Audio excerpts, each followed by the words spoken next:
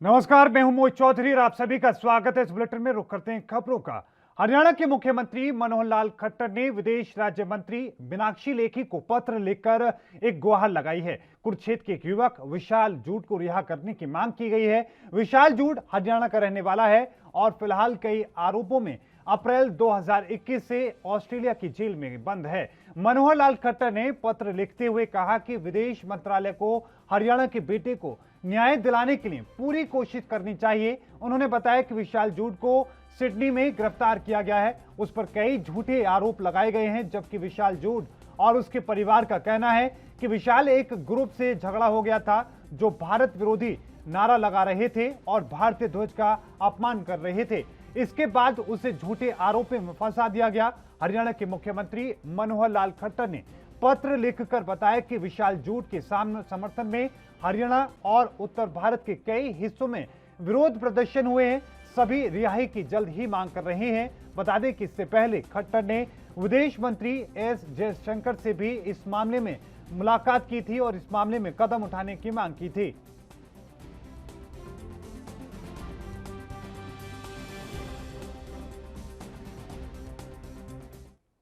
हरियाणा कांग्रेस में चल रही कलह और गुटबाजी की खबरों को कांग्रेस पार्टी के राज्यसभा सांसद दीपेंद्र हुड्डा ने सिरे से खारिज कर दिया। दीपेंद्र हुड्डा ने कहा कि हम सबकी विचारधारा एक है, पूरी कांग्रेस पार्टी एकजुट है। क्या कुछ उन्होंने कहा, सुनते हैं।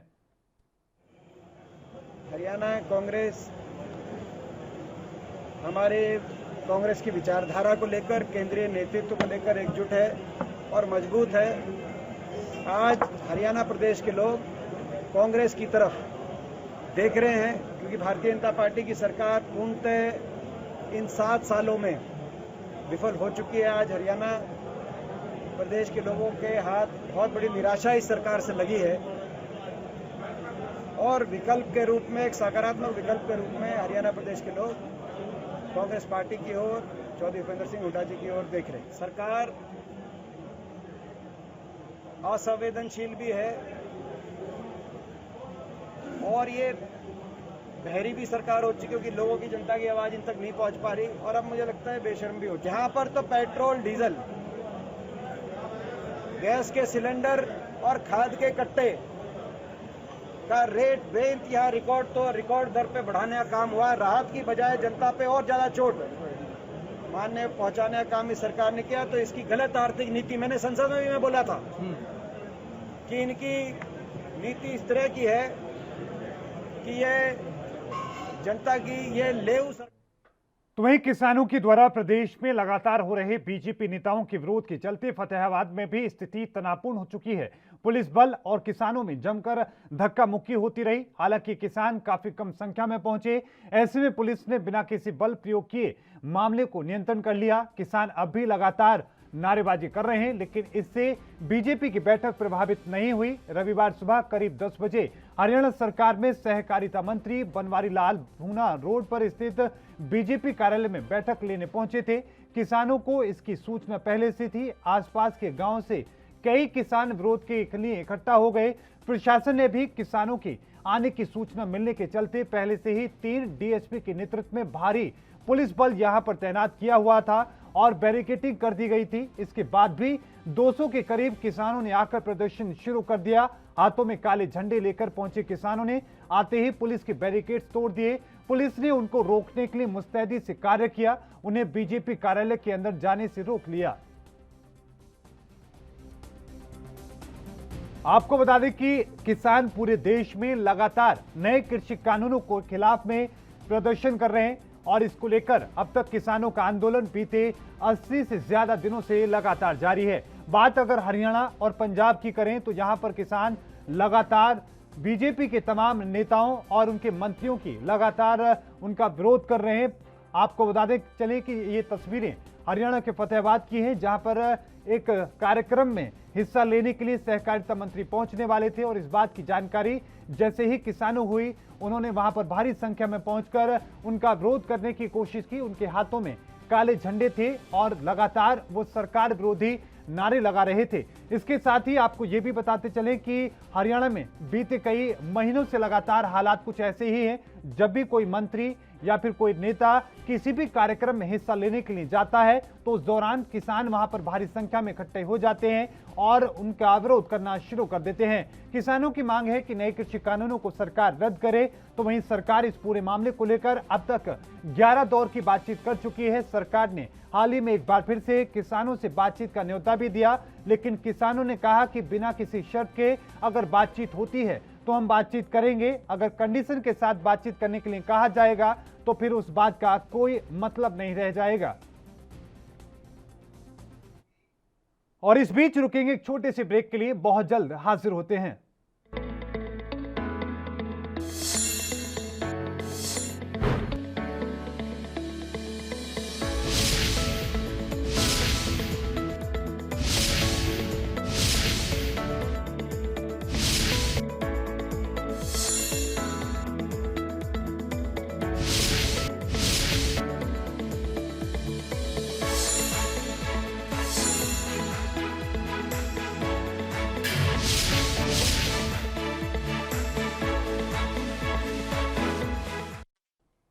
ब्रेक के बाद एक बार फिर से आपका स्वागत है और इसके साथ ही अब रुक करते हैं बाकी खबरों का।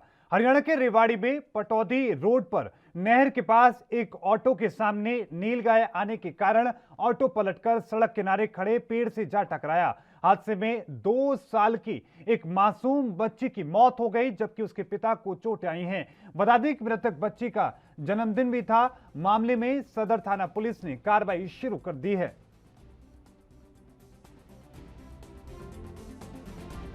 के पास एक ऑटो पलट गया है। जिस इतला पर मैं मौके पर पहुंचा, वहां देखा तो उसके अजय नगर का एक परिवार सुबह 5 बजे शीतला माता मंदिर गुड़गांव गया था। वापसी पे लौटते समय एक नीलगाय उनके आगे आ गई, जिससे ऑटो पलट गया।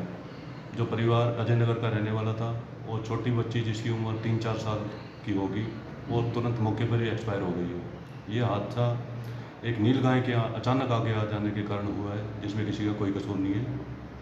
डेड बॉडी को तो वहीं राष्ट्रीय राजधानी दिल्ली में पेयजल किल्लत के बीच सियासत भी तेज हो चुकी है। शनिवार को दिल्ली जल बोर्ड के उपाध्यक्ष राघव चड्ढा ने हरियाणा सरकार पर यमुना से दिल्ली के हिस्से का पानी रोकने और 120 MGD पानी कम छोड़ने का आरोप लगाया और कहा कि दिल्ली में 100 MGD पानी की आपूर्ति घट गई है। इस वजह से नई दिल्ली नगर पालिका परिषद के VVIP इलाके, मध्य पश्चिमी और दक्षिणी दिल्ली के कई इलाकों में पेयजल आपूर्ति प्रभावित हुई है। उन्होंने हरियाणा से यमुना में पानी छोड़ने की अपील की है।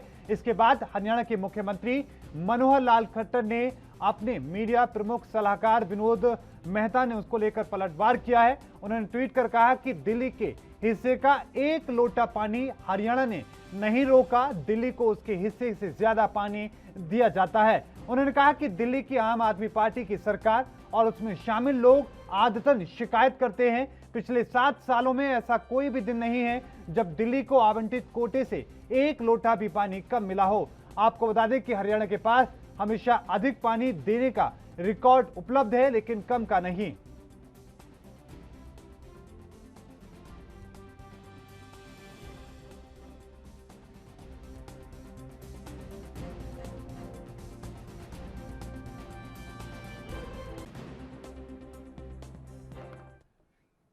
और इस बीच रुकेंगे एक छोटे से ब्रेक के लिए, जल्द हाजिर होते हैं।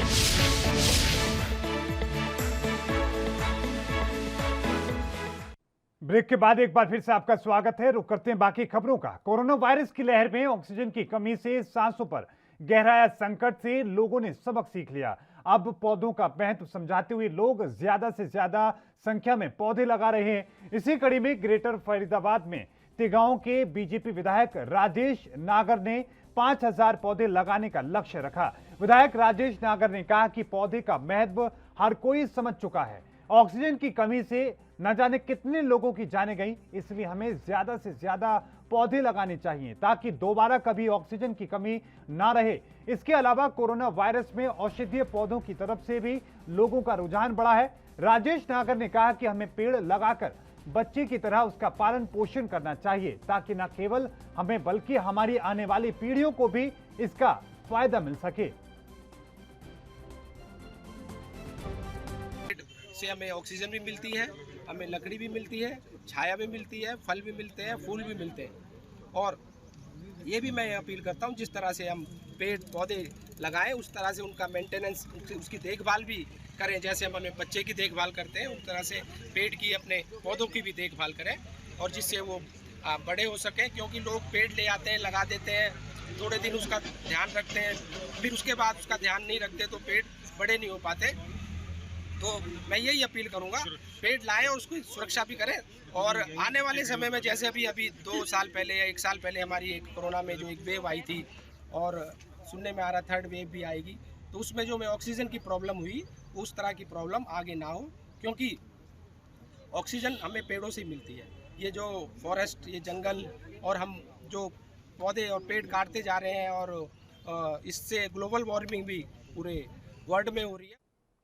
हरियाणा के फरीदाबाद में गुरनाम सिंह चढ़ूनी द्वारा मुख्यमंत्री मनोहर लाल को पाकिस्तानी कहे जाने के बाद पंजाबी समुदाय का गुस्सा कम होने का नाम नहीं ले रहा है। आज फरीदाबाद के बीके चौक पर पंजाबी समाज के लोगों ने इकट्ठे होकर गुरनाम सिंह चढ़ूनी का पुतला फूंका और सरकार से उनके खिलाफ कार्रवाई और पंजाबी और रिफ्यूजी कहे जाने के खिलाफ कड़ा कानून बनाने की मांग की। लोगों ने साफ तौर पर कहा कि गुरनाम सिंह चढ़ूनी इस तरह के विवादित बयान देकर खुद के नेता बनाने की कोशिश में जुटे हुए हैं, जबकि उनका कोई अस्तित्व नहीं है। लोगों ने कहा कि वो पहले भी भारत के नागरिक थे, अब भी हैं और भारत के ही नागरिक हैं। चढ़ूनी ने हमारे मुख्यमंत्री श्री मनोहर लाल जी, जो कि 36 बिरादरी को लेकर चलते हैं और पाकिस्तान के उन्होंने बताया पाकिस्तान के हैं, वो पाकिस्तान के नहीं है, वो हिंदुस्तान का पार्ट था देश आज़ाद होने से पहले। आज किसका विरोध कर रहे हैं, क्या विरोध? चढ़ूनी का, जिन्होंने मनोहर लाल जी को गलत शब्द इस्तेमाल किया कि पाकिस्तानी हैं और दलाल हैं, तो हम उसका विरोध करते हैं। उसके खिलाफ कार्रवाई भी की है और FIR भी दर्ज की। ये निवास है मेरा और मैं हरियाणा पंजाबी महासभा की प्रदेश महासचिव हूँ। आज विरोध किसका है, क्या वजह है? आज विरोध गुरनाम सिंह चढ़ूनी का है, जिसने हरियाणा प्रदेश के मुख्यमंत्री श्री मनोहर लाल खट्टर को किसान यूनियन के नेता चढ़ूनी ने पाकिस्तानी कहकर उनकी मैं कड़े शब्दों में प्रतिक्रिया व्यक्त करती हूँ और ये शब्द कतई बर्दाश्त नहीं किए जाएंगे। हमारे प्रदेश के मुख्यमंत्री जो 36 बिरादरियों को साथ लेकर प्रदेश की सेवा कर रहे हैं, इसने अपने मंसूबों को मजबूत करने के लिए और कांग्रेस के इशारे पर इसने ये सब हरकत की है। उस समय जितने भी लोग आज़ादी के समय भारत में आए थे, उन्होंने बहुत संघर्ष किया था। संघर्ष के दम पर आज हम इस बलबूते पे खड़े हैं। तो वहीं 3 कृषि सुधार कानूनों के खिलाफ 7 महीने से चल रहे किसान संगठनों के आंदोलन के कारण दिल्ली से नजदीक होकर भी हरियाणा दूर हो चुका है। दिल्ली चंडीगढ़ राष्ट्रीय राजमार्ग के कुंडली सिंघू बॉर्डर और टेकरी बॉर्डर पर किसान संगठनों के जमावड़े के कारण हरियाणा दिल्ली के बीच आवागमन बाधित है और लोग वैकल्पिक मार्ग अपनाने को मजबूर हैं। इससे दोनों राज्यों के बीच कारोबार पर भी भारी असर पड़ रहा है। किसानों के धरने से सबसे ज्यादा परेशान धरना स्थलों के आसपास के क्षेत्र के लोग हैं। केंद्र और राज्य सरकार के साथ साथ स्थानीय लोग भी किसान संगठनों से रास्ता खोलने का आग्रह कर रहे हैं। कई बार किसान संगठनों के सदस्यों और स्थानीय लोगों के बीच टकराव भी हुआ। इसके बावजूद किसान संगठन किसी की एक नहीं सुन रहे। निजी और सार्वजनिक परिवहन व्यवस्था भी इसके चलते प्रभावित हो रही है। कोरोना संक्रमित काल के साथ ही किसान संगठनों के द्वारा लगातार दिल्ली हरियाणा मार्ग जाम करने से बसें बंद रही और हरियाणा परिवहन विभाग को करोड़ों रुपए का घाटा हुआ।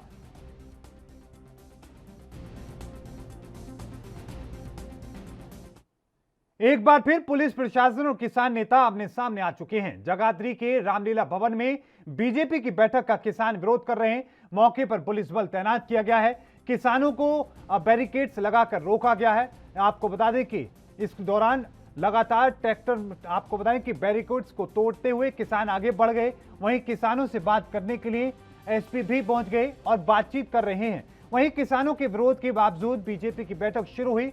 जगाधरी के रामलीला भवन में बीजेपी कार्यकारिणी की बैठक जबरदस्त हंगामे के बीच हुई। विरोध में किसान बैरिकेड्स तोड़ते हुए बैठक स्थल की ओर बढ़े। एक बैरिकेड्स किसानों ने हटा दिया, जबकि दूसरा ट्रैक्टर से हटाने की कोशिश की गई। इस दौरान पुलिस और किसानों के बीच झड़प हुई। आपको बताएं कि गुप्तचर विभाग के इंस्पेक्टर सुरेंद्र राणा और एक किसान को हल्की चोटें आई हैं। एक किसान बेहोश भी इस दौरान हुआ है। हरियाणा के पलवल में गंदे पानी की निकासी नहीं होने के कारण पिछले कई महीनों से लोगों के घरों के बाहर गंदा पानी भर चुका है। घर का दरवाजा खुलते ही गंदे पानी का सामना करना पड़ता है। यहां के लोगों को लगातार उनके द्वारा ये आरोप लगाए जा रहे हैं। साथ में नगर परिषद के पानी निकासी के कई प्रकार, आपको बताएं कि प्रकाश बिहार में कोई नाला नहीं है और NHI के नाले में अब तक पानी को डाला जा रहा था, लेकिन नाले का निर्माण कार्य धीमी गति से होने के कारण पानी लोगों के घरों के बाहर ही जमा होने लगा है। इस पानी की निकासी की जिम्मेदारी नगर परिषद पलवल की है, लेकिन पानी निकासी में नगर परिषद के दावे भी फेल साबित हो रहे हैं।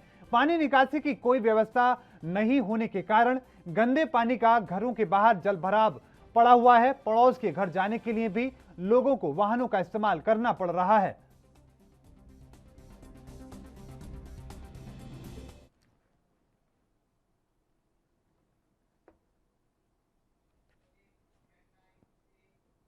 और इस बुलेटिन में अभी के लिए इतना ही। लगातार खबरों के लिए देखते रहें ANB न्यूज। मुझे दीजिए इजाजत। धन्यवाद।